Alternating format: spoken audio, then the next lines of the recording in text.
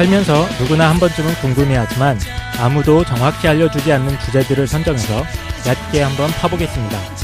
지적 대화를 위한 넓고 얕은 지식, 줄여서 지대너비앗 28회 시사 지금 시작합니다.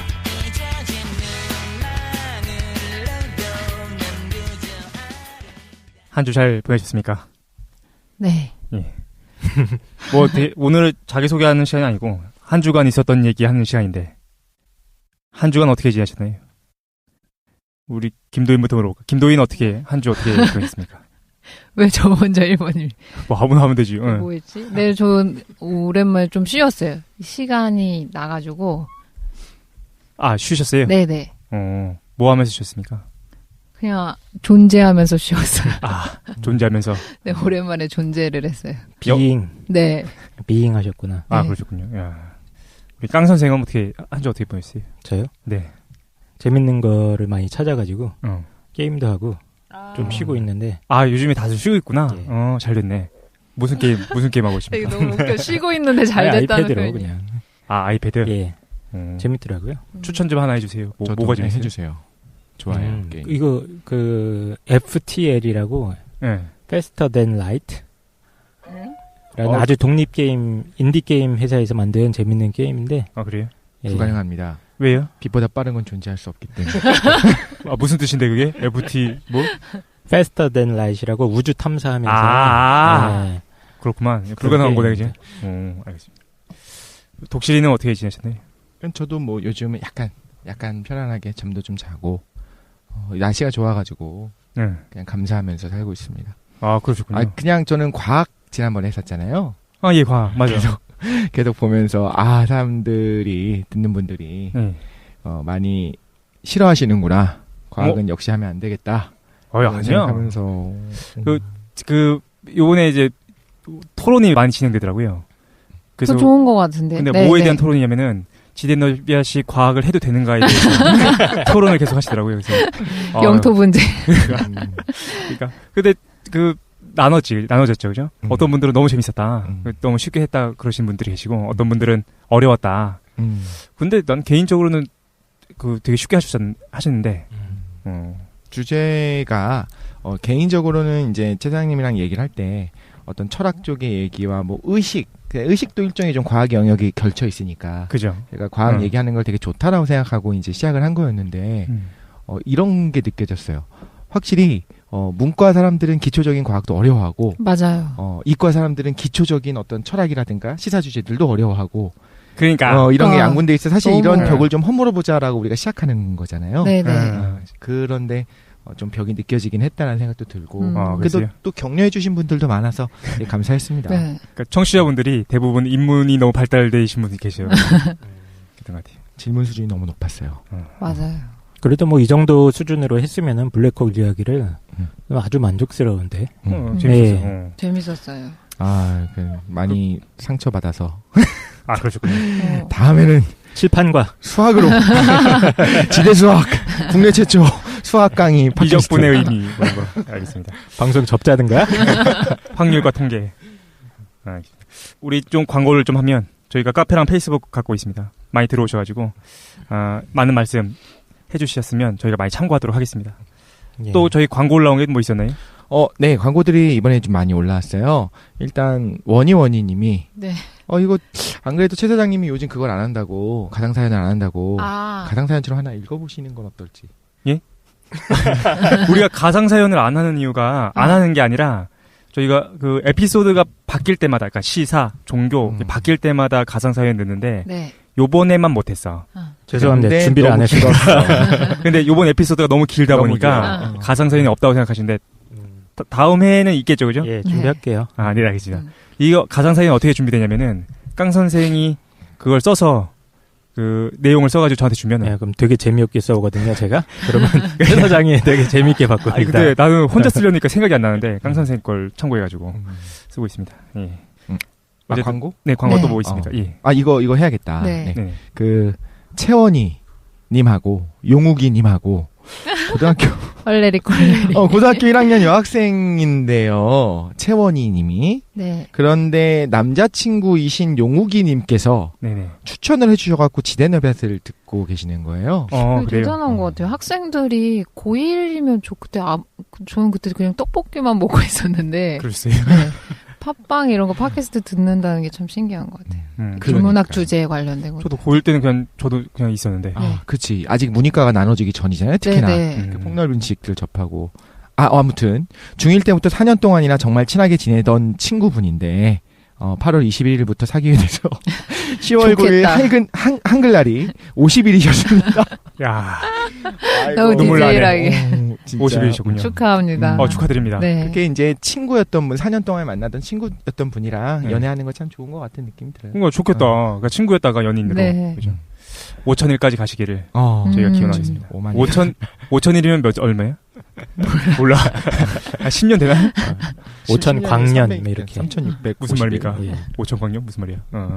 자, 그리고 길냥이님께서 다른 팟캐스트 하나 추천을 해주셨는데 뭐라고요? 뭘 하셨다고요? 다른 팟캐스트 과학 관련된 팟캐스트 추천해 주셨는데 저는 이제 다른 팟캐스트를 안 들어요. 사실 우리 팟캐스트 우리 것도 안 듣잖아. 사실 안 듣거든요. 잘. 장난 아니다. 근데 이거는 한번 들어보고 싶다는 생각이 들었어요. 근데 저희가 그래도 상도덕이 있기 때문에 이름을 말하지 않겠습니다. 카페에서 한번 아니다. 확인해 보시고 들어보시면 재밌을 것 같고요. 또 PWY0082님께서 10월 14일이 아버님 생신이시라고. 예. 환갑을 맞이하시는 아버님의 생신을 이렇게 그 광고를 해주셨어요. 네. 축하드립니다. 축하드립니다. 축하드립니다. 정말 건강하게 정신적으로나 육체적으로 청춘이신 아버님 생신 축하드리고요. 50일, 60년. 그리고 봄나물 처녀님 저희가 몇 번 추천해드렸었잖아요. 그 광고를. 네네. 그 에너지 팩트 운영을 하시다가 지금 업그레이드된 다른 것을 위해서 잠깐 운영을 중단하고 계십니다. 우리가 계속적인 지속적인 관심 감사드리고 다음에 또 더 좋은 거 하시면 광고를 해드리는 걸로. 실제로 무슨 에너지 사업을 하시려는 게 아닐까요? 무한동력 에너지 이런 거 하시는 거 아닐까요? 한번 까야겠다. 무한동력 에너지. 그거 그냥 무한동력 에너지 기사 볼 때마다 속상하고 답답하고 그래요. 그래요? TBS도 막 이거 뭐 특허 출원했다 해갖고 막 사람들 펀딩하고 막 하잖아요. 예. 말도 안 돼요. 그냥 보면 막 지금 얘기하는데 막 심장 있는 데가 답답해져. 막. 그러니까 연력학 법칙을 어긋나서. 근데 그 EM 드라이브나 이런 게 지금 조금 문제되어 있는 것 같긴 한데. 그거 한번 다루지 뭐. 한번 나중에 다뤄. 네. 알겠습니다. 그냥 여기가 답답하네. 알겠습니까? 저도 광고 있어요. 예. 저 다른 분은 광고 많이 하는데 저도 이거 보고서 좀 생각했는데 10월 9일 한글날이 저희 어머니 생신이셨습니다. 그래요? 네, 어머니도 듣고 계시기 때문에. 예. 네. 엄마 사랑해요. 어머님 축하드립니다. 축하드립니다. 그 다음에 우리 뭐 댓글 중에 괜찮은 거 올라온 게 있었나요? 댓글 없었어요. 댓글 없었다고? 우리 근데 그거 계시지 않았었나요? 우리 후원해주신 분이 계셨어요. 네네. 네, 오로지님께서 팟 후원해주셨어요. 아유, 감사합니다. 처음으로. 최초 맞죠? 예, 후원 최초고 네네. 원래는 후원을 해주시겠다는 분들이 많이 계셨는데 저희가 계좌를 만들지도 않고 그래가지고 일단 저희 그 방송 제작하는데 그 여러 가지 비용이 들지 않습니까? 네. 거기에 저희가 활용할 수 있게 하겠습니다. 감사합니다. 감사합니다. 그리고 제 친구도 이거 듣다가 우리 4명한테 너무 고맙다고 저한테 개인적으로 그 샌드위치를 4개 바꿀 수 있는 파리바게트 상품권을 보내줬어요. 정말요? 네. 왜 그걸 지금 말씀하십니까? 좀 더 다 먹으려다가. 그러니까. 그래서 감사드립니다. 감사합니다. 감사드립니다. 그분한테. 성함은 어떻게?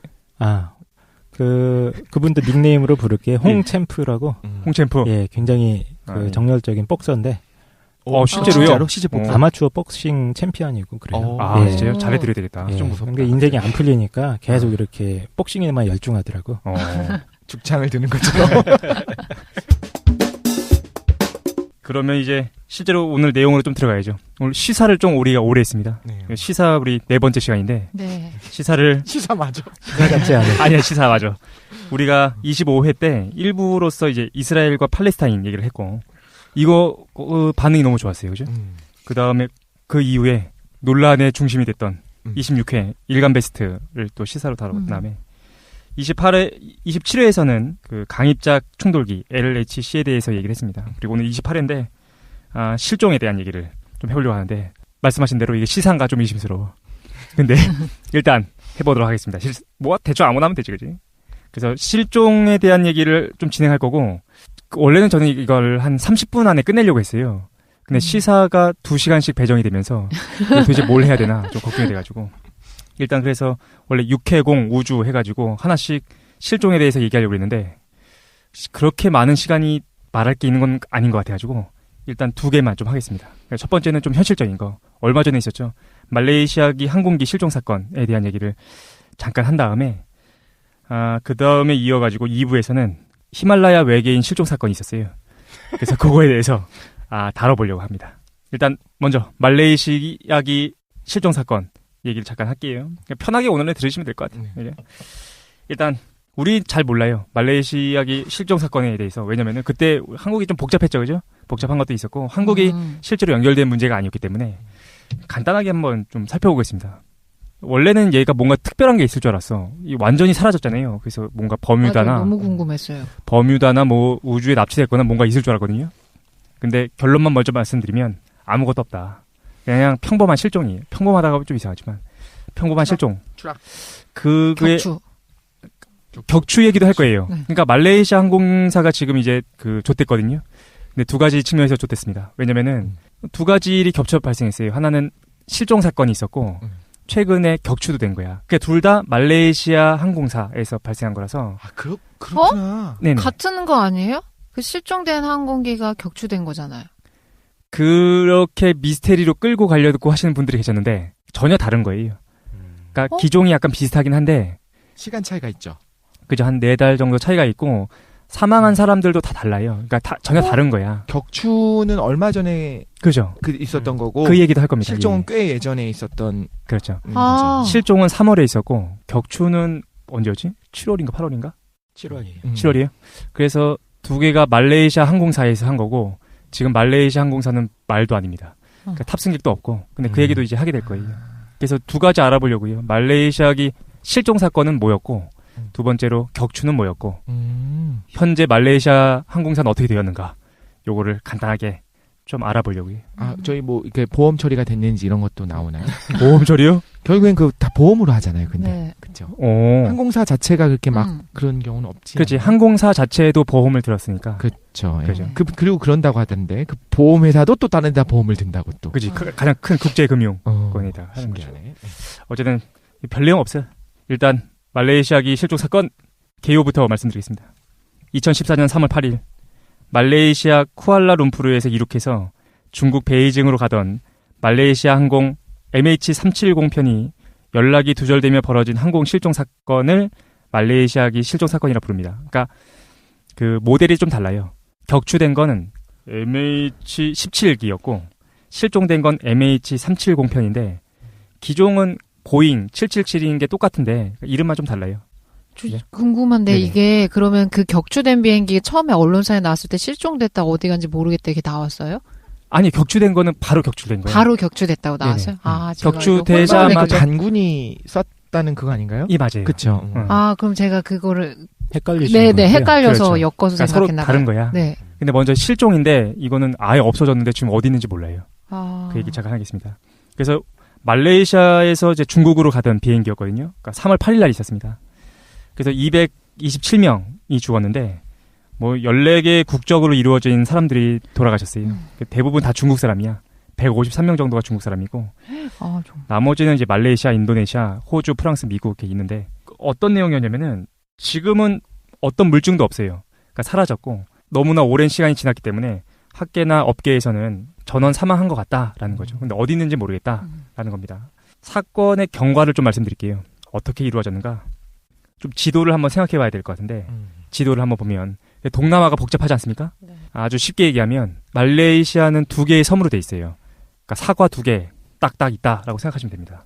근데 그 밑에 그릇이 뭔가 받치고 있는데 인도네시아가 그 밑에 그릇처럼 받치고 있어요. 그리고 인도네시아 밑에 호주가 있습니다. 그죠? 근데 말레이시아가 아까 사과했잖아요. 그 위쪽으로 이제 막 동남아 있는 거야. 왜 그런 거 있잖아요. 뭐 그리고 미얀마, 태국, 라오스 이런 거 그죠? 더 위로 올라가면 이제 중국이 있고 그죠? 일단 그 사과 말레이시아기에서부터 출발해가지고 중국까지 가고 있는 중이었다.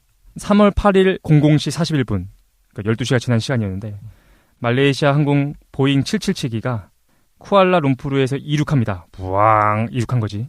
그 다음에 굳이 부앙 이렇게 이동하지 않습니까? 비행기 같은.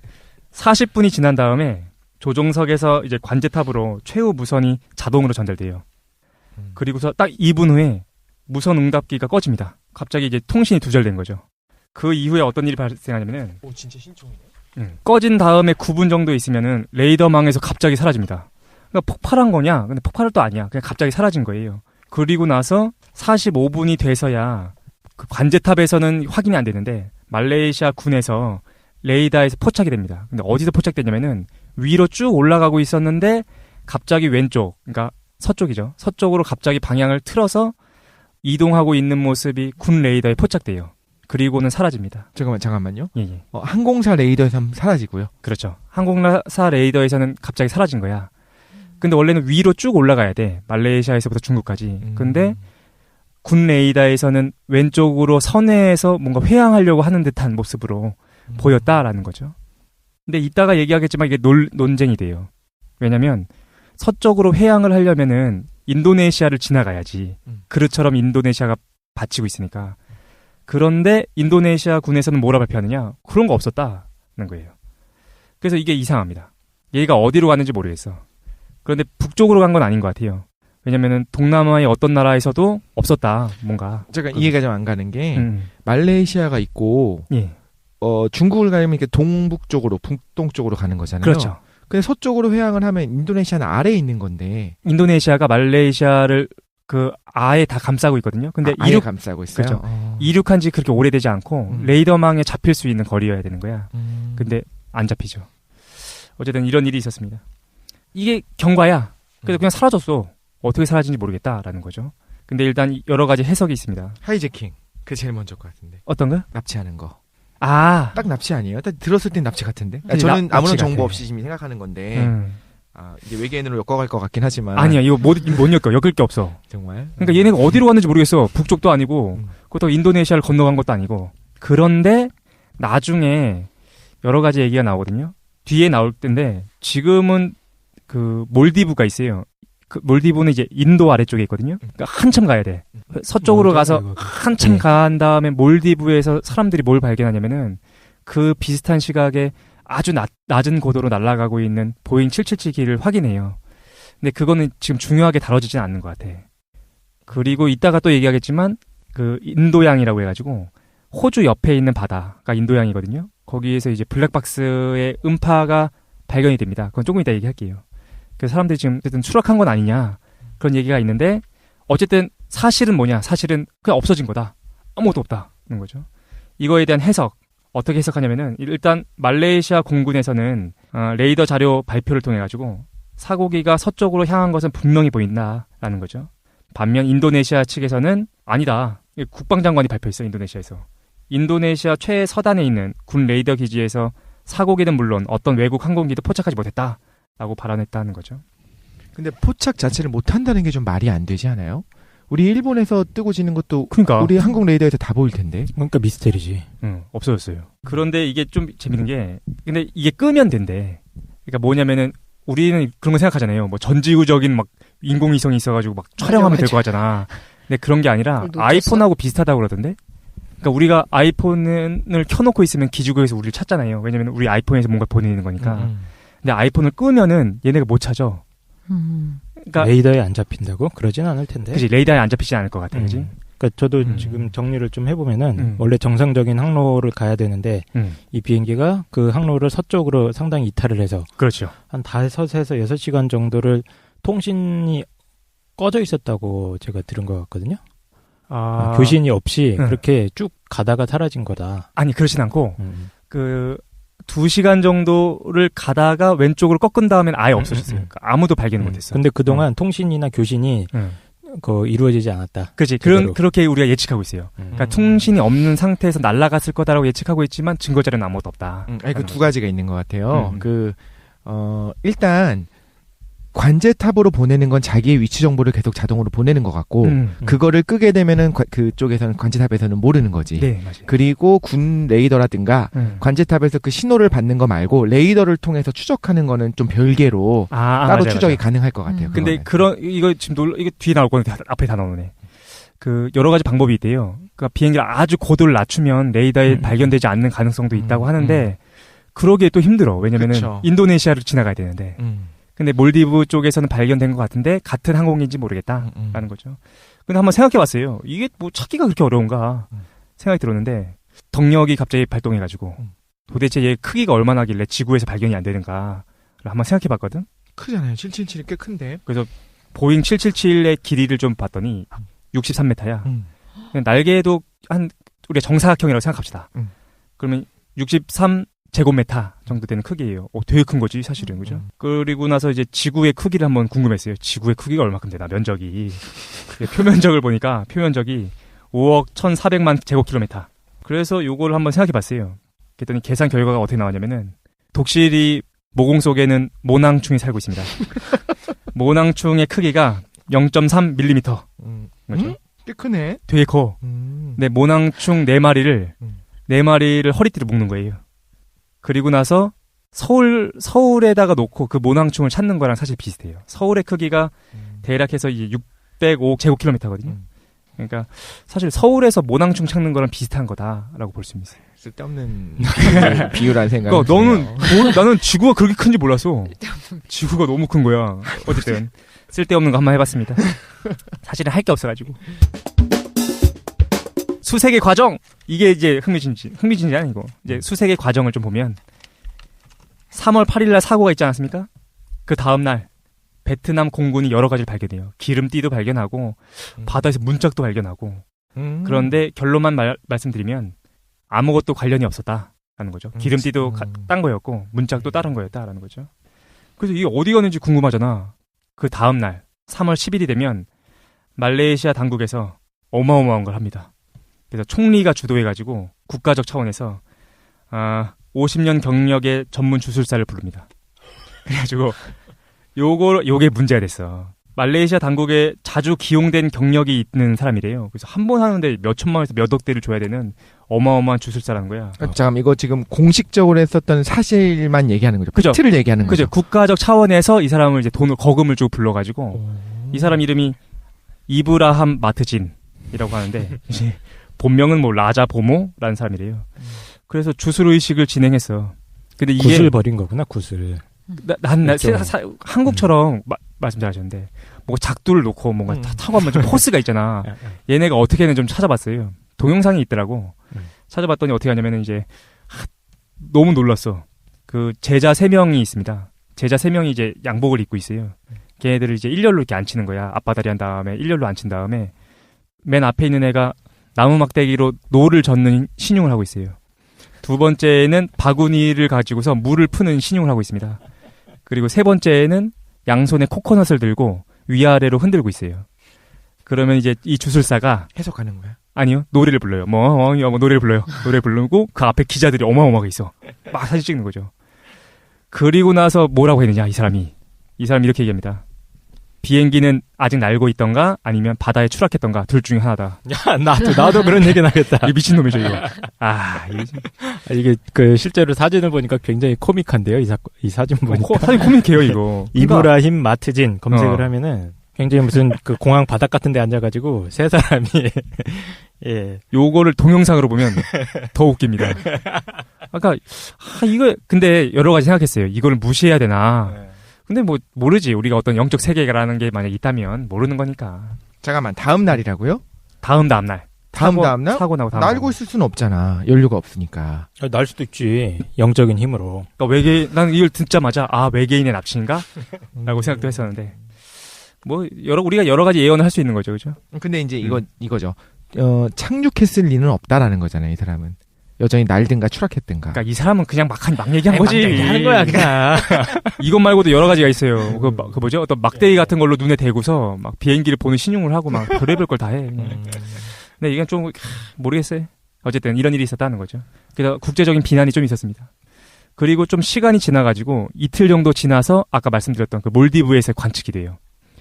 그러니까 인도 바로 아래에 있는 몰디브에서 일부 주민이 집에서 뛰쳐나올 정도로 굉음을 내면서 낮게 비행하는 비행기를 목격했다. 하는 거죠. 난 그날인 줄 알았네. 그럼 지금 4일이 지났잖아요. 4일이 지난 거야. 그치. 그런데 만약에 우리 이거는 팩트가 아닌데 이거 전혀 어떤 근거도 없는데 납치를 했다가 어디에 잠깐 착륙했다가 다시 갔다가 그럴 수는 있겠지. 그렇죠. 가능성은 있죠. 가능성이 있으니까 모르겠어요. 그래서 실종 비행기랑 외견도 비슷하다고 해서 주목을 받았는데 이건 뭐 어쨌든 뭐 구체적인 근거가 없으니까 사라졌습니다. 그리고 3월 내내 수색했는데 어떤 성과도 없어요. 그리고 이제 3월 말 정도가 되면 인도양 남부에 추락한 것으로 공식적으로 그냥 결론 냅니다. 인도양, 그러니까 호주 아래쪽으로 그냥 회항에서 날아가다가 그냥 추락한 것 같다. 이유는 모르지만 이렇게 얘기한 거죠. 그리고 4월 6일 한 달이 지난 시점에서 블랙박스 전파 신호가 감지가 됩니다. 블랙박스에 이게 추락한 다음에 뿜어내는 거예요, 스스로. 그래서 전파. 뽑아내는 거. 그래서 그 헤르츠가 37.5헤르츠, 킬로헤르츠인가?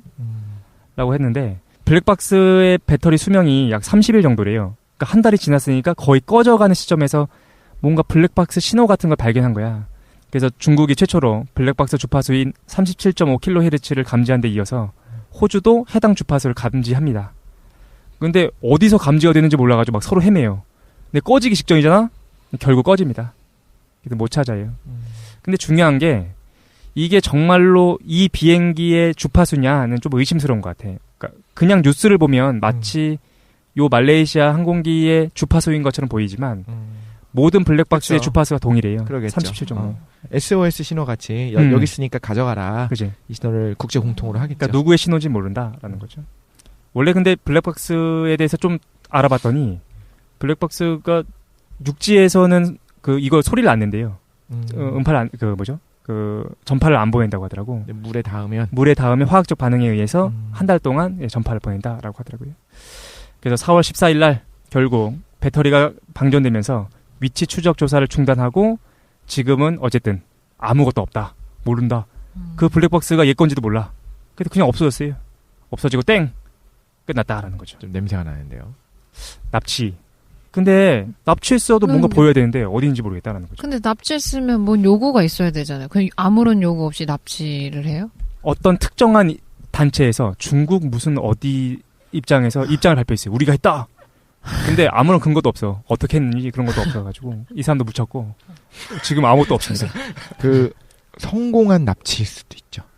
그래서 그러니까 비상 채널을 통해서 말레이시아 정부랑 비공식적으로 사실 처리가. 근데 제가 이걸 딱 들었을 때 뭔가 냄새가 난다고 했던 이유가 뭐냐면 배랑 다르게 비행기의 경우에는 정말 해수면에 가깝게 한 10m 정도로 날아가지 않는 이상 탐지가 다 돼요. 아 진짜? 그럼요. 야 근데 보잉이 어마어마하니까 그건 그렇지. 미사일도 아니고 이게 뭐 스텔스기도 아닌데 미사일 같은 경우에도 실제로 그 이지스함이 다 맞추잖아요. 다 그거를 추적이 가능한데 그걸 막기 위해서 굉장히 낮게 날아가는 건 가능한데 보잉 777 정도 되는 크기의 비행기가 그렇게 낮게 난다는 건 말도 안 되고 의리의리한 거니까. 실제로 배도 탐지가 되는 걸 보면 비행기는 무조건 탐지가 되거든요. 그럼 탐지가 안 된다는 건 말이 안 되고 제가 딱 들었을 때 어떤 생각이 드냐면 인도네시아 쪽 군에서 레이더에 안 잡혔다는 건 말이 안 되는 거야. 말레이시아 쪽에서 인도네시아랑 중국이랑 협조 요청을 하고 이건 이렇게 처리를 하자. 그랬을까? 근데 여기에 누가 개입돼 있냐면은 다 개입돼 있어요. 그러니까 오랜만에 전 세계가 같이 힘을 합쳐가지고 이걸 수색을 해. 호주, 중국, 동남아 애들 모든 애들이 동남아 애들끼리도 사실 사이가 안 좋은 애들이 있는데 다 같이 힘을 합쳐가지고 하는데 근데 어쨌든 모르겠다라는 거지. 근데 진짜 모르나 보지. 근데 그 얘기는 맞는 것 같아요. 어떤 비공식적인 채널을 통해 가지고 뭔가가 있을 수도 있는데. 그래서 그러니까 4일 후까지 이제 뭐 날아갔다 뭐 이런저런 얘기를 하잖아요. 제가 이제 들으면서 혼자 소설을 쓴 건데 만약에 당일날 뭐 6시간 후에 12시간 후가 아니라면 연료는 바닥 났어야 돼요. 그렇지. 그럼 어딘가에 착륙을 해서 재급유를 하고 사람들을 한 명씩 놔주면서 뭐 이렇게 돈을 받아가고 보통 이제 테러리스트들이 원하는 거는 그러니까 자신들의 어떤 신념을 관철시키던가 그래서 이슈화를 시키든가 아니면 정말 돈이잖아요. 그러니까 내가 사람들을 놔줄 테니까 어디 나 착륙시키고 이렇게 할 수 있게 준비를 해줘라 라고 했을 때 어떤 성공한 납치라면 전 세계적인 이슈 없이 조용히 넘어갔을 수도 있지 않을까? 혹시 외계인들이 납치해가지고 미국에서 취하고 있는 건 아닐까요? 어쨌든 가능성이 있습니다. 무슨 가능성이 있냐? 첫 번째 말씀 잘하셨는데 일단 납치 가능성은 조금 이따 얘기하고 일단 기기 고장이나 기장의 사망설의 가능성이 있어요. 그죠? 그러니까 기기가 고장 나서 해수면에 뭐 폭발했다든지 어떤 문제가 있을 수 있겠지. 근데 폭발은 아니었어요. 그러니까 전 세계적으로 핵 확산을 막기 위한 그 감지 장치들이 있대.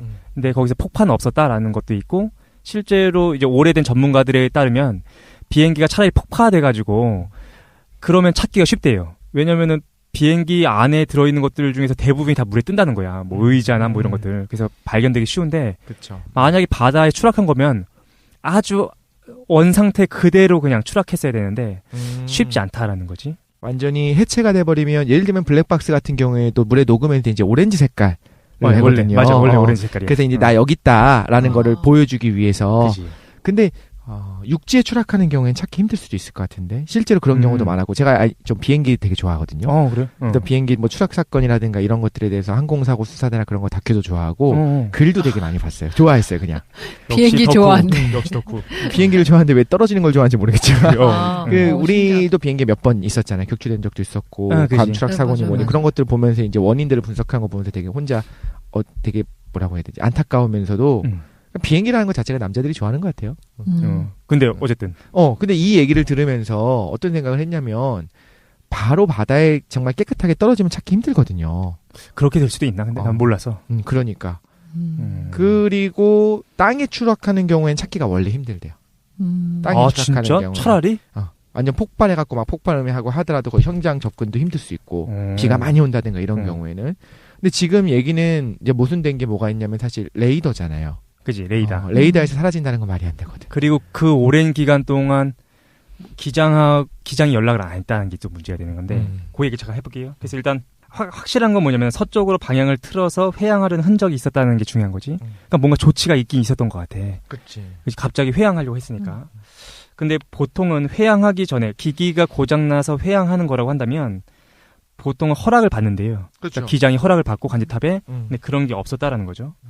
그렇다면은 너무 급박해서 그렇게 할 수 없는 상황은 아니었는가를 우리가 생각해 볼 수 있는데, 이렇게 얘기할 수 있습니다. 혹시 그 일부에서는 이렇게 얘기한대요. 송신이 없었다는 것, 그것은 혹시 조종사가 자살한 건 아닌가라는 거죠. 아니면 누군가에게 죽었거나. 근데 그것도 사실은 어렵대요. 왜냐면은 조종사가 2명이 타고 있대. 그러니까 한 명이 죽거나 뭐 그래도 다른 한 명이 운행할 수 있다는 거죠. 그래서 기기의 고장이나 기장이 자살하거나 뭐 그런 건 아닌 것 같아. 그런데 중요한 게 이런 일이 있었습니다. 2번째 가능성인데, 기장이 납치한 거. 그 얘기 잠깐 해볼게요. 스스로 끄고 의지로.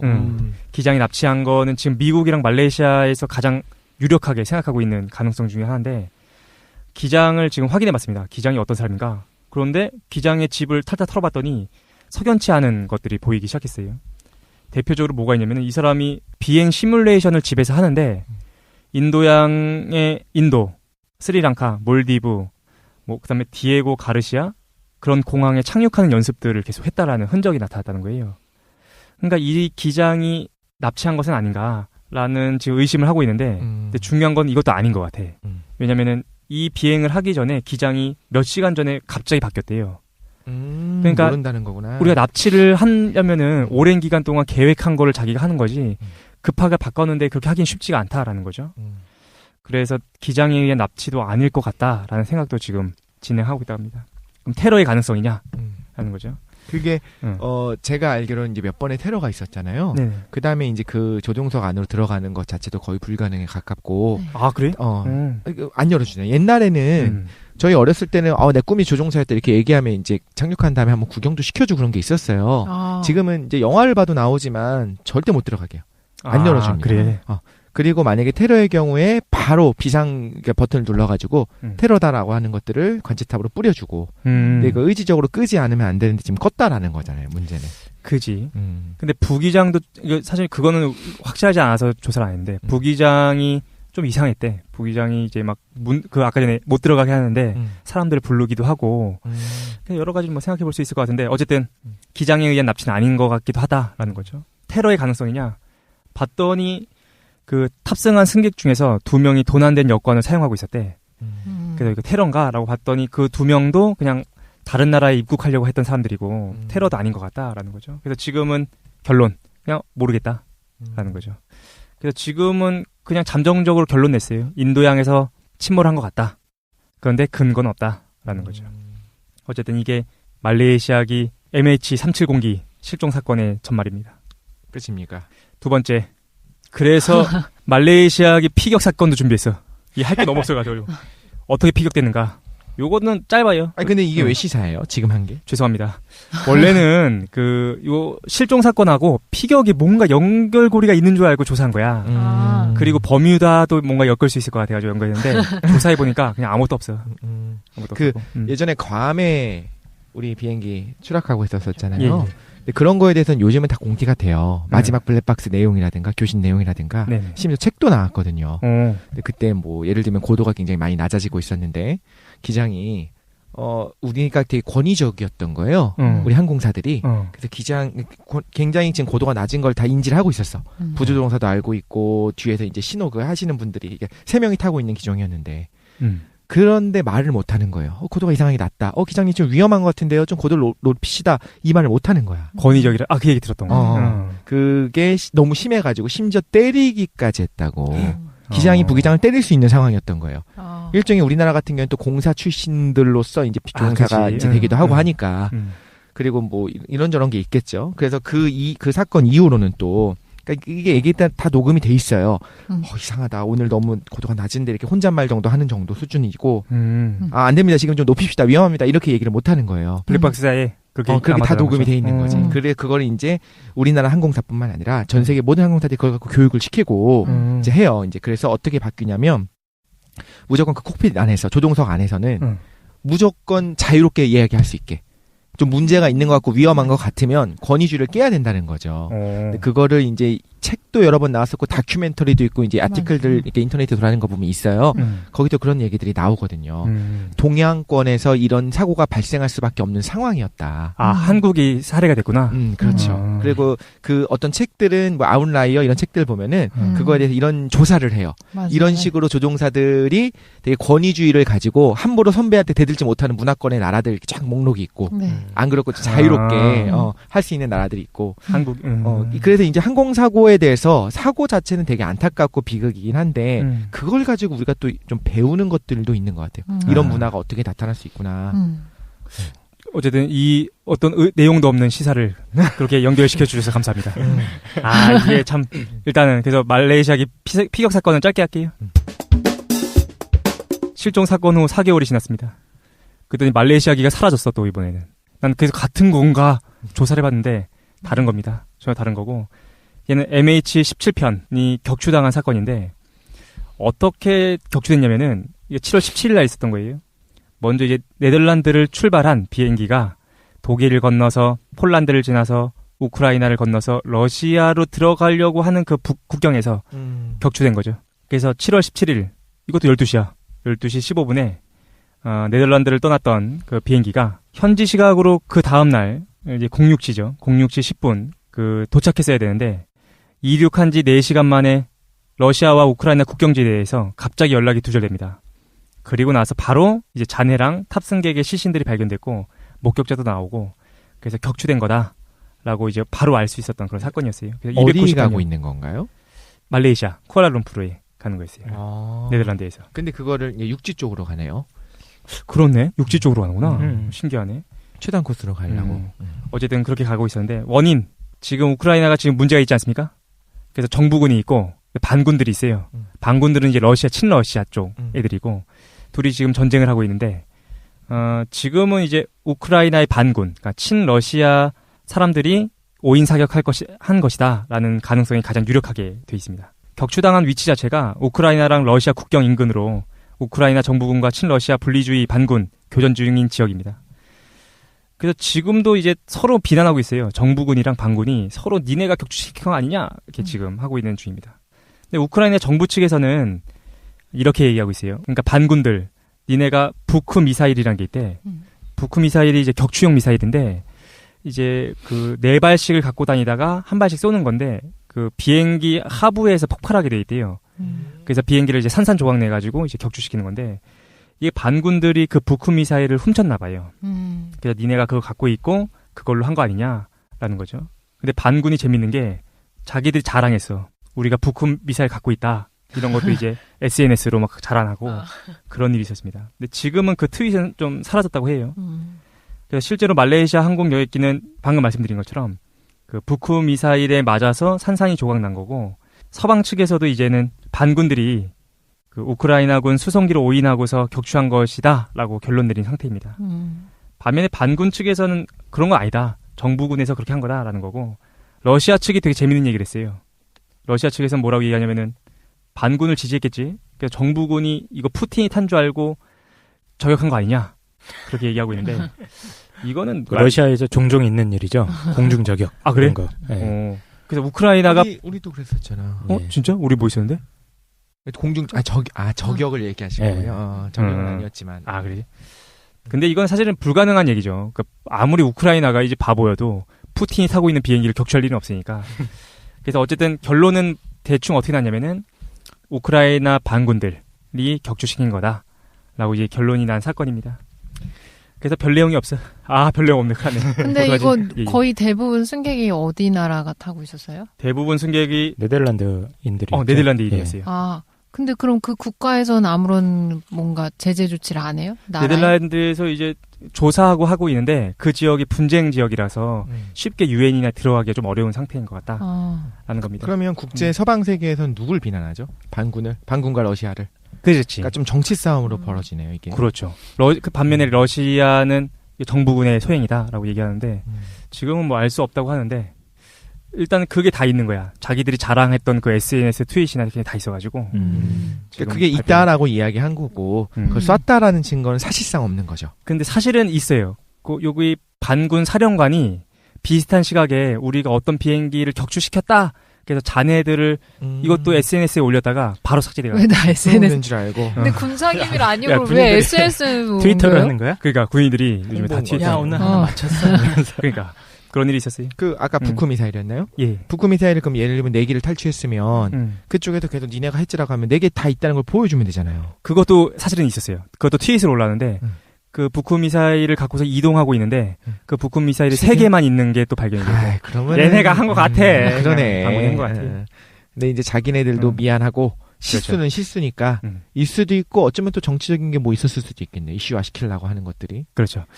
그래서 원래는 아까 말씀드리는 것처럼 혹시 이게 아닌가. 우리 카페에서 누가 그렇게 올려주셨더라고요. 말레이시아기 실종된 게 사실은 저쪽에 넘어갔다가 요거를 없애기 위해서 증거를 인멸하기 위해서 격추시킨 건 아닌가. 그래가지고 이 두 사건이 연결된 건 줄 알고 조사를 했는데 결론은 독립된 사건이다. 핵심은 공통점이 있다면 말레이시아 항공사만 좆됐다. 라는 거죠. 재밌는 걸 하나 소개하자면 셜록이라고 드라마 아시죠? 네네, 영국 드라마. 거기서 좀 약간 비슷한 것들이 비슷하진 않은데 내용이 뭐가 나오냐면 테러리스트들이 비행기를 탈취를 하려고 할 때 그 정부에서 어떻게 하냐면 시신들을 태워요, 비행기. 맞아요. 죄다 시신들을 다 태워놔요. 영화에도 나오잖아요, 가끔. 네. 그렇죠. 그게 실제로 있었던 일이라고 하던데. 그런 식으로 정말? 하는 적이 있었다. 그러니까 이미 죽은 승객들을 태운 거야. 그래서 그 비행기를 날아가다 그걸 격추를 시키는 거예요. 그러면은 테러리스트들은 자기네가 성공했다라고 생각을 하는 거고 실제로는 거기서 사상자는 없는 거고 이미 사망한 사람들이니까. 근데 중요한 거는 그 실종된 거는 중국인이 대부분이고 폭격 맞은 거는 네덜란드인이 대부분이라서. 시체도 발견이 되는군요. 시체는 많이 발견됐어요. 그러니까 하늘에서 시체들이 막 떨어졌대. 그러니까 북한 미사일 맞은 다음에 거기도 떨어졌다고. 파괴가 되니까. 근데 사실은 이제 또 논쟁 중에 하나가 승객 중에 한 명이 산소 마스크를 하고 있었다라는 게 사실 또 논쟁이 돼요. 그렇지. 왜냐면 폭파되면 이제 바로 다 죽었어야 되는데 산소 마스크를 할 수 있을 정도였다면 뭔가 조치할 수 있는 시간이 있었던 것인가. 그 가능성은 있는 것 같아요. 논란이 되고 있는데 직접 맞춘 게 아니라 아래에서 폭발을 하게 되면 몇 초든 몇 분이든 몇 초까지의 여유가 있을 거 아니에요. 바로 그런가? 꽝 하면서 정말 쾅 폭발해서 사라지는 게 아니라 뒷부분이 뭐 절단이 된다든가 이런 식으로 하면 일단 산소 마스크가 바로 떨어지거든요. 어쨌든 되게 빡셌을 것 같긴 한데 어쨌든 이런 두 가지 사건이 있었고 이런 사건들 이렇게 보면은 그 증거 사건이 일어났을 때 그 증거 현장에 대한 접근이라든가 그 증거에 대한 해석을 전문가 집단이 독점을 하잖아요. 그러다가 보니까 정보 통제도 계속 이루어지고 음모론이 끊이지 않는 것 같아요. 어떤 사건이 나도. 감사합니다. 그러니까 우리나라도 칼기 폭파 사건 옛날에 김현희 맞아. 칼기 폭파 사건이라든가 우리나라도 언제 한번 소련 영공 날아가다가 전투기에 격추된 적이 있어요. 러시아에. 그게 그잖아요. 예. 그러니까 그런 사건들 이제 뒤처리하는 과정에서 항상 보면은 음모론이 굉장히 많거든요. 특히 비행기 사고나 배 사고나 이런 것들은. 예, 배 사고도 할 얘기가 많은데. 세월호부터 시작해서 사실 천안함도 그렇고 예. 얘기는 할 건이 있는 것 같아요. 예전에는 그런 것들이 다 음모론은 음모론이다. 근데 음모론으로 낙인을 찍는 순간부터 그게 사실이 아닌 것들을 괜히 주장하는 비합리적인 주장으로 변하잖아요. 근데 또 시간이 지나서 이제 공개되는 정보들을 보면 과거에 음모론이라고 했던 것이 사실이었던 경우도 너무 많아서. 네, 종종 있죠. 정부들은 이미 다 알고 있었다. 그렇죠. 그런 것들. 합의가 있었다. 예를 들면 뭐 적국의 배가 적국이 어뢰로 아군의 함선을 쐈다. 네, 그래서 전쟁이 난 적 있잖아요. 베트남 전쟁, 통칭만 사건이. 그렇게 한 거야? 예. 예. 미국에서 그렇게 얘기했죠. 근데 그것도 일부는 사실로 진실이고, 조작이 이제 드러났죠. 일부는 조작. 그래? 나 몰랐네. 그런 걸 조사할 걸. 어쨌든 궁금해졌어. 말레이시아 항공은 어떻게 됐을 것인가 궁금해져가지고 좀 찾아봤어요. 네. 찾아봤는데 말레이시아 항공은 되게 큰 애야. 그러니까 대한항공 같은 애고. 지금은 이제 완전 망했어요. 그래서 지금은 이제 대부분 운항을 그래도 하고 있습니다. 왜냐면 예약한 사람들이 있으니까. 근데 지금은 예약 취소율이 높대요. 그렇지만 어쩔 수 없이 운행을 했기 때문에 운행은 지금 제대로 하고 있고 승객보다 승무원이 더 많은 지경에 이르렀다라고 합니다. 그래서 한 번 운행하는데 수십만 달러의 손해가 발생하고 있고 그리고 또 사고가 나기 전부터 왜 에어아시아 있잖아요. 맨날 할인 행사하는 애. 네. 걔네들은 그 진에어나 제주항공 같은 애들인 거야. 조그만 애들이죠. 타봤어요. 걔네 때문에 적자가 되게 컸대. 근데 이번 사고까지 있어가지고 이제 주식에서도 이제 그 상장 폐기하고 지금 끝났네. 그죠. 한 1,000억 원의 순손실을 기록했고 6,000명 감원 계획도 있고 망했습니다. 말레이시아 항공. 정부에서 뭐 해주겠지. 뭐. 그래서 이게 지금 두 가지 얘기가 나오나 봐요. 그래서 아예 국영으로 돌리자, 그러니까. 아니면 아예 민영으로 팔자 이 얘기가 나오고 있는 것 같은데. 어쨌든 이런 일이 있었습니다. 끝. 여기서 의미를 좀 찾아주세요. 의미 한번 찾아봅시다. 근데, 저는 저는 그거 생각했어요. 지금 러시아 또 얘기 나오면서 역시 핵이다. 네? 왜? 우크라이나. 우크라이나. 우크라이나를 이렇게 지난번 얘기했었죠. 네, 잠깐 얘기 나왔어요. 독실님이 지금 얘기하려고 하는 거는 그 소련이 보호해준다고 핵을 다 우크라이나에서 빼왔는데 미국과 같이. 그러니까 이걸 얘기했네요. 그 냉전이 끝난 다음에 핵이 최고 많았던 나라가 물론 미국, 소련이 많았고, 그러니까 러시아가 많았고 우크라이나에 세 번째로 많아요. 세계에서 세 번째로 핵이 많은 데가 우크라이나였어요. 우크라이나니까 배치를 해놨었던 거지. 근데 이제 소련이라고 하는 건 연방이잖아요. 그렇죠. 러시아 거가 아니라는 거죠. 그럼 우크라이나 정부 소유예요. 그거는 독립을 했으니까. 그렇네. 그런데 그거를 미국과 소련이 미국 같은 경우에 너를 핵 우산 안에 넣어줄게. 러시아가 너네 절대 공격하지 못하도록 우리가 보호해줄게. 그러니까 경제 지원도 팍팍 해줄 거니까 핵을 포기해라. 그래서 그 핵들을 폐기를 시켰어요. 러시아가 다 빼가고. 그러니까 지금 우크라이나 핵이 없는 거죠. 그런데 이제 이건 시사 문제에 관해서 조금 찾아보시면 되겠지만 지금 말하자면 여기서 러시아 편, 반군들이죠, 말하자면. 그렇죠, 이런 것들이 일어나고 러시아에서 그거를 굉장히 지원을 좀 해주잖아요. 이런 거 내부에도 이런 생각은 들어요. 이게 누가 정의롭다를 떠나서 정의로운 거에 대해서 우리가 좀 더 깊이 파야지 쉽게 말할 수 없겠지만 핵이 있었어도 이렇게 러시아가 쉽게 장난감 가지고 놀듯이 이렇게 행동할 수 있었을까. 전혀 우리 방금 했던 얘기랑은 연결이 그래서 어쨌든 감사합니다. 네. 또 다른 분들은 이거에 대해서 어떻게 생각하시는지 한번 얘기를 한번 들어보겠습니다. 말은 할 수 있는데 상장되지는 않는 거예요. 평가 후에 상장되는 거. 연결시켜 주십시오. 저는 항상 과학 전에 이제 독실님께서도 과학 파트 하셨는데 과학하는 게 굉장히 중요하다고 생각하는 게 좀 진짜 전형적인 문과여서 수학 특히 물리는 완전 성적이 바닥인 학생이었거든요. 그러니까 과학적인 걸 전혀 몰라요. 그리고 독신님이 할게도 뭐 이제 정확하게 뭐 원자가 어떻고 수소가 어떻고 이런 걸 말하면 그 원리는 정확하게 모르는데 맥락적인 의미만 파악해서 듣는 거거든요. 근데 들으면 살면 살 때 되게 과학적인 지식이 되게 중요한 것 같다. 근데 이거 우리가 왜 학교 다닐 때 별로 중요하게 배우지 않잖아요. 특히 문과 같은 경우는요. 중요하게 배워요.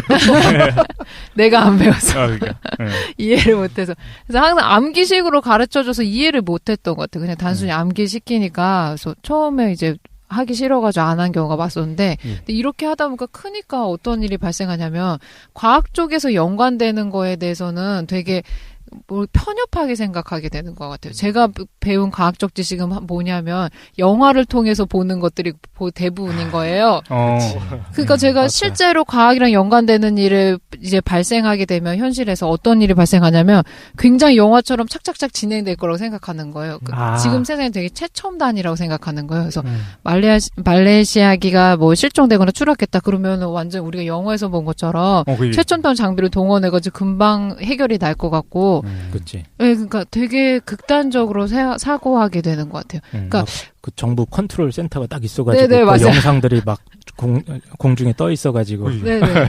그리고 지금 깡쌤이 말씀해주신 것도 듣다 보니까 이런 거는 특히 과학 분야에서 발생하는 일 같은 거는 이제 정부나 전문가 집단이 정보를 독점한다고 하셨는데 그럴 수밖에 없는 것 같아요. 일반 사람들이 접근하기 어려운 지식이기 때문에 그런 일이 더 많이 발생하는 것 같아요. 그래서 이게 좀 약간 정규교육 과정에 많이 이런 것들이 포함되고 그런 게 되게 중요한 것 같아요. 근데 아까 말씀하셨는데 인공위성에서 원래 사람의 모공까지 볼 수 있다고 그러지 않나요? 모공까지는 아니고요. 지금 있는 거 같은 경우에는 아마 해상도가 몇 센치까지는 볼 수 있을 거예요. 그러니까 해상도가 있어요. 근데 왜 못 찾아? 너무 넓으니까. 다 단순히 너무 넓으니까. 그리고 걔네가 기록하고 있는 게 아닌가 보네. 그렇죠. 매 시간 그거 관심 있는 데만 볼 텐데. 그래? 그러니까 인공위성이라고 하는 게 모든 지역에 떠 있는 것만은 아니에요. 그 고해상도의 카메라를 가지고 있는 인공위성이 그 위치를 지나가야지만 볼 수가 있어요. 그게 아니라 정지하고 있는 위성들도 있는데 정지위성 같은 경우에는 적도 위에 떠 있게 되고 그렇지. 인도양 위에 떠 있진 않겠네. 그렇죠. 3만 킬로 이상 떨어져 있고 거기서 카메라를 갖고 있진 않거든요. 정지위성들은 전파를 반사하는 게 목적이기 때문에 그게 아니라 그럼 군사위성 이런 경우에는 이제 그 위성 촬영을 하는 거 있잖아요. 그럼 그 위를 지나가야지만 찍을 수가 있는 거고. 그래요. 그 경우에도 그렇잖아요. 우리가 멀리 보게 되면 그러니까 넓은 부분을 보게 되면 자세히는 안 보이고 자세히 그걸 확대를 하게 되면 넓게는 놓치게 되고 그러니까 어느 위치에 있는지 알면 그 좌표를 찍어서 볼 수 있을 텐데 전체적으로 어디 있는지 찾아봐라 라고 못 찾는 거죠. 뭔가 실제 사건과 연결되고 있어. 감사합니다. 근데 이게 진짜 감정적으로 대응하게 되는 것 같아요. 과학적인 거랑 연관된 사건은 특히 뭐 배사고나 이런 것도 막 너무 왜 막 어떤 최첨단 장비가 와서 바로 이렇게 뭔가 꺼내가지고 할 수 있을 것 같은데 시간이 굉장히 많이 걸리고 생각처럼 진행이 안 되면 저희는 음모가 있을 거라고 생각하고 되게 비난부터 하게 되잖아요. 그 과정이 무슨 걸가 이루어지는지 모르니까. 그래서 참 과학적인 부분에 이런 대응하기가 어려운 것 같아요. 실제로 그 처리해본 경험이 없게 되면 미숙한 처리를 하게 되는 경우가 있을 것 같고요. 이것도 경험이 있어야 되는 거잖아요. 그렇지. 한편으로. 그래서 예를 들면 이번에 무슨 사건 같은 경우에는 대응이 너무 뭐 음모론을 일단 차치하고 나서도 뭔가 이게 커맨드 센터가 지어지고 거기서 뭔가 지시를 내리고 뭔가 하는 것들이 한 번도 해본 적 없는 사람들이 대충 막 주먹구구식으로 하다 보니까 그러니까 뭐 재난 영화 같은 것들 보면은 인간의 정말 다양한 모습들이 확 드러나잖아요. 맞아요. 갑자기 배가 침몰을 한다거나 이런 뭔가 위기 상황이 발생했을 때 어떤 사람들은 되게 영웅처럼 한 사람들도 있지만 사실은 거의 다 그 자신만의 어떤 병신 같은 모습들을 쫙 노출해주지 않습니까? 현실은 시공창이잖아요. 그러니까 이런 사건들 보면은 그 말레이시아 같은 경우도 정부에 대한 욕이나 이런 게 굉장히 많았어요. 사건 대응 초기에 막 수색 지정을 갖다가 계속 바꾸는 거야. 자기들도 제대로 통일을 못 해주고 그런 것부터 시작해서 이 사건이 일어났을 때 뭐 이 말레이시아 항공기 기장이 그 현 정부의 반대쪽, 그러니까 야당 정치 지도인이랑 그런 게 있었어요. 커넥션이 있다. 원래 둘이 뭔가 이제 친한 사이였다. 이게 뭐 사실관계는 있었나 봐요. 그런 게 뭐 지지자했고 그 기장 자체가 야당 쪽 지지자였고 이랬는데 근데 그거랑 연결시켜가지고 정부 쪽에서 언론 플레이를 했다는 의혹도 있고. 그랬었어요. 그러니까 그런 것들 보면 어떤 재난이 딱 발생했을 때 그 우리 사회가 이렇게 잠재돼 있던 이런 좀 어두운 측면들이 확 드러나는 그런 것도 있는 것 같아요. 정치계에서는 이렇게 하고. 그죠. 사고 난 거를 또 이용하는 거야. 그렇지, 또 이용하지. 오히려 정치인들 입장에서는 이런 사고는 어떻게 보면 기회일 수도 있어요. 사고가 나자마자 생각하는 거지. 이게 도움이 될 것인가? 도움이 안 될 것인가? 정략적인 계산도 하고 이게 내 지지율이 어떻게 될 것인가 이런 거 계산도 당연히 하겠죠. 그 사람들은. 어쨌든 끝입니다. 뭐야 이게? 내용이 없어. 그래서 여러 가지 사실 준비해봤거든요. 그래서 아까 전에 얘기했던 것처럼 그 육지에서 사라진 것도 있었어. 그러니까 그 영국에서 1800년대에 지하철이 갑자기 사라진 것도 있었어요. 지하철 실종 사건이라고 그래가지고. 그건 내가 저한테 얘기했었었죠. 네네. 그래서 그걸 조사했어. 그것도 조사했어. 근데 그것도 가짜야. 그런 건 가짜야. 그리고 나서 이제 버뮤다 해상에서 발생하는 버뮤다를 조사했는데. 그건 유명하잖아요. 그것도 가짜야.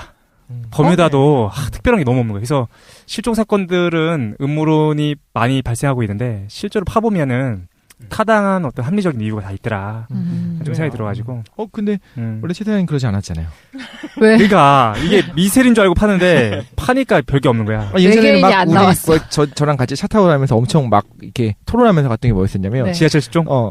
그거를 포함해서 타당한 다른 판례가 있으면 저는 일단 그걸 배제해야 되는 게 아니라고 저는 주장을 했고 최 사장님은 그런 식으로 보통 사람들이 타당한 이유가 있으니까 일종의 약간의 음모론 우리가 생각하는 미스테리 그쪽은 너무 배제하려고 한다. 오픈마인드를 가져야 되는 게 아니라 이렇게 막 싸웠는데 약간 제 입장이 바뀐 것 같은 느낌이 들고 그래서 준비했습니다. 어떤 반론이 외계인이 안 나와서 그죠? 시시한 거. 가짜 같지 않은 걸 하나 외계인으로 하나 외계인 실종 사건 하나 준비했는데 잠깐 쉬고 5분만 쉰 다음에 외계인 실종 사건 우주적인 시사로서 한번 다뤄보도록 하겠습니다. 5분만 쉬시죠. 네.